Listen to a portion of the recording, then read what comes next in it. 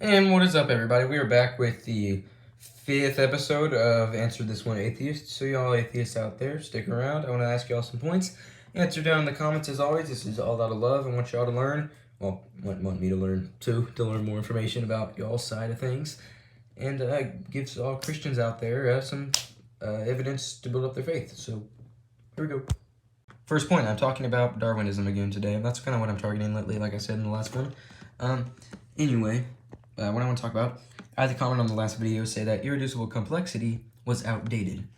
Now, while it could be seen as outdated based on some recent studies of things evolving, right? My main point here is that nothing has evolved into a human. Okay, macroevolution. Say, for example, you have the first life, right?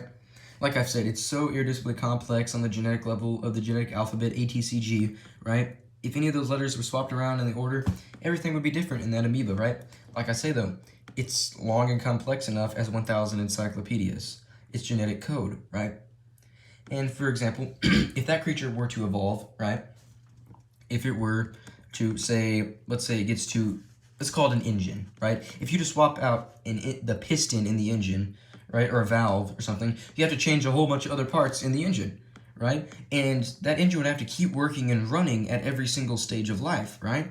Because, for example, you can't have a reptile, for example, randomly grow feathers, right? It's going to be, and yeah, there were dinosaurs and so on, right?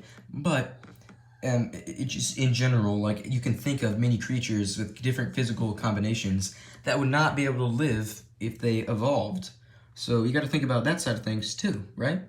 Now, second, where does consciousness come? Where do our emotions come from? Because our emotions are not the same.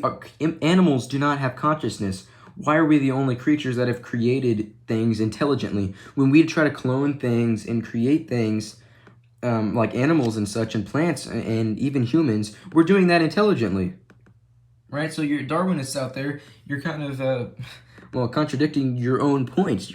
Okay, we're using intelligence. You're using intelligence watching this, and for some reason, there's a reason that you want to argue back, right? Me as a Christian, I want to ask y'all, what is your reason for being an atheist, right?